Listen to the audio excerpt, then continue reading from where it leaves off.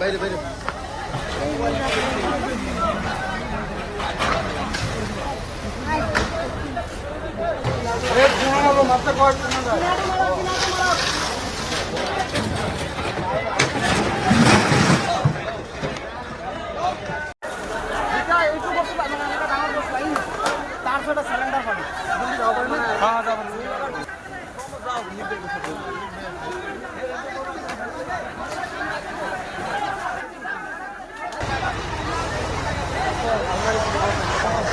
আলমাৰি নাকি চলতেছে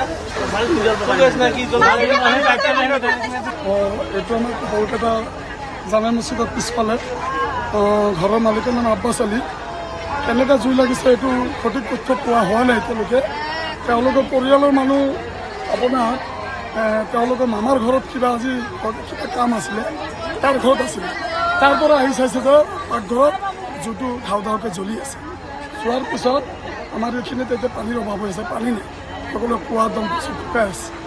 এইটো কাৰণে আমি ফায়াৰ ব্ৰিগেড ফোন কৰিছোঁ। ফায়াৰ ব্ৰিগেডত ফোন কৰি আপোনাৰ মোটামুটি 25 পৰা 30 মিনিট পিছত আহি ফায়াৰ ব্ৰিগেড আহিছে। ফায়াৰ ব্ৰিগেড নোহোৱাৰ পিছত আমি জানামতে 3টা চিলিণ্ডাৰ মানুহ কিবা হৈছে নেকি? মানুহ এতিয়ালৈকে তেনেকৈ ইনজুৰ হোৱা নাই, কিন্তু সকলো তাৰ ঘৰৰ সা সম্পত্তি জ্বলি একদম ভস্মীভূত হৈ গৈছে। আৰু লগতে ঘৰ একদম মাইনুলৰ ঘৰ সিহঁতৰ জ্বলি একদম থাকি গৈছে, মানে একো এটা বচাব পৰা নাই।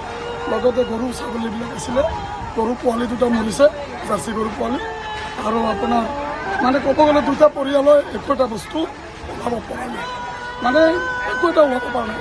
কাপোৰৰ আদি কৰি একো এটা বস্তু ওলাব পৰা নাই, চব মানে চলি শেষ কৰি দিছে। এতিয়া ফায়াৰ ব্ৰিগেড আহি জুই নিবাবলৈ সক্ষম হৈছে। মানে দুপৰীয়া টাইমত মানুহ জুই লাগিছে, চিলিণ্ডাৰ ব্লাষ্ট হৈ কেনে জুই লাগিল। জুই লগাৰ পিছত আপোনাৰ এটা পৰিয়ালৰ গোটেই 5টা পৰিয়ালৰ জুই মানে ঘৰ জ্বলি চাৰখাৰ হৈ গ'ল। ফায়াৰ ব্ৰিগেডক বহুতবাৰ ফোন কৰিছে, 10বাৰ মান ওপৰতো কল কৰিছে। ফায়াৰ ব্ৰিগেড বহুত লেটকৈ আহিছে বুলি কৈছে। আৰু গোটেই জ্বলি একদম পৰা টহস হৈছে, একো নাই, টোটেলি ছাই হৈ গৈছে। আৰু টোটেলি ভস্ম নাই, মানুহ একো এনজয় হোৱা নাই, অলপ সৰু সুৰা দুখ পাইছে, এইটো বাৰু মেজৰ ইনজুৰ নহয়। ঘৰ টোটেলি ডিষ্ট্ৰয় হৈ গৈছে, 5টা ফেমিলি 5টা ঘৰ টোটেলি ডিষ্ট্ৰয় হৈ গ'ল।